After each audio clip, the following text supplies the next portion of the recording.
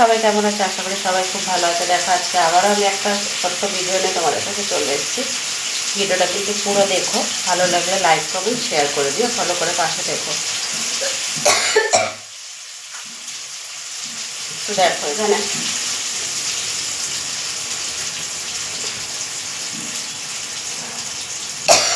প্রচণ্ড কাশি হচ্ছে, রান্না করতে করতে জল খাচ্ছি, এ করছে, তো গরম পড়েছে না, কাশি হয়ে গেছে।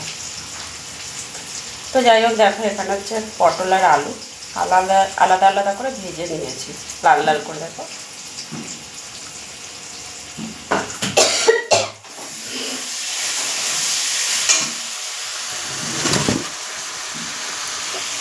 এদিকে কড়াতে দেখো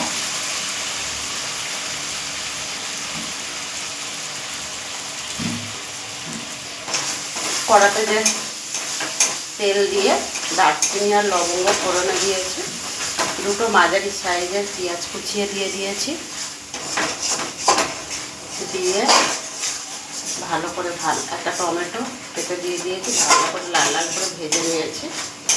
ভেজে নেওয়ার পর 2 চা চামচের মতন আদা বাটা দিয়েছি,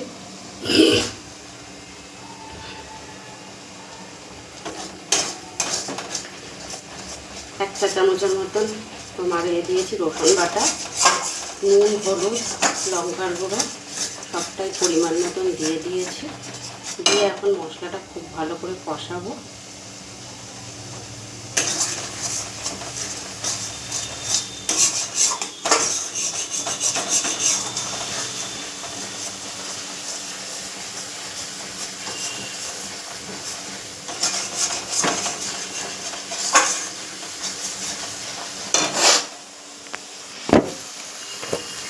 আলু পটলের রসা হচ্ছে, আজকের হচ্ছে আলু পটলের রসাটায় আমি কোনো চাল মগজ, কোনো পোস্ত, দই, ক্রিম কিচ্ছু দেবো না, আমি এইভাবেও বানাই পটলের রসা।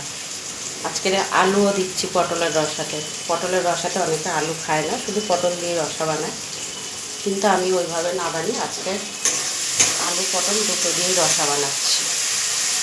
আর রসাতে আমি আজকে চাল মগজ, কাজু, কিশমিশ, পোস্ত কোনোটাই ইউজ করছি না। আদা রসুন বাটা দিয়ে বানাবো।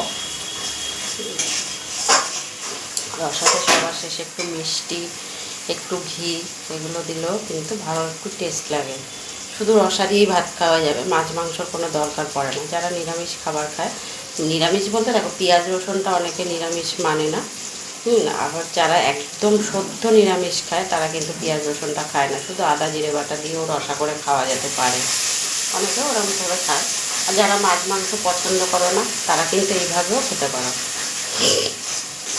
মাছ মাংস ডিম অনেকে পছন্দ করে না, এইভাবেও খাওয়া যায়। অনেক মানুষ আছে মাছ মাংসটা খুব একটা বেশি পছন্দ করে না, এইভাবেও তারা খেতে পারে রসা বানিয়ে। পেঁয়াজ রসুন দিয়ে আদা রসুন বাটা দিয়ে খেতে পারে এইভাবে। এবার হাত মনে হয় গায়ে ঘেমে যাচ্ছি, গায়ে পড়েছে, জ্বালা করছে পুরো গা।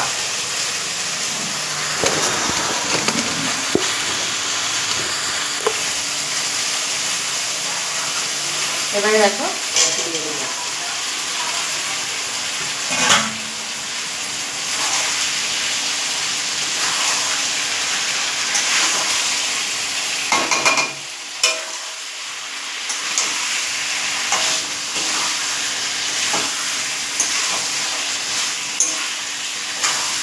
এবার এটা কিছু না, একটু বেশ 5 মিনিটের মতন ঢেকে দেবো।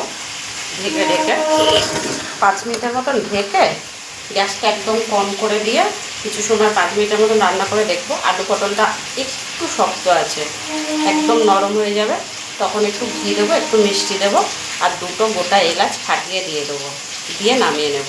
এই হচ্ছে আমার পটল রসা। বন্ধুরা, কেমন লাগলো ভিডিওটা কমেন্ট বক্সে জানিয়ে দাও। আর কে কোথা থেকে আমার ভিডিও দেখছে আমাকে কিন্তু কমেন্ট করে অবশ্যই জানিয়ে দিই।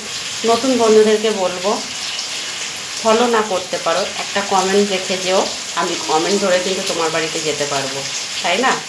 কমেন্ট না করলে তুমি আমার ভিডিওটা দেখছো, কমেন্ট রাখছো না, ফলো করছো না, তাহলে আমি তোমার পরিবারে যাব কী করে? তুমি যদি কমেন্ট রেখে যাও, আমি কিন্তু তোমার পরিবারে গিয়ে দেখা করে আসতে পারবো, তাই না? তো চলো, ভিডিওটা বেশি বড় করছি না, এখানেই শেষ করবো। ভালো লাগলে লাইক কমেন্ট শেয়ার করে দিও।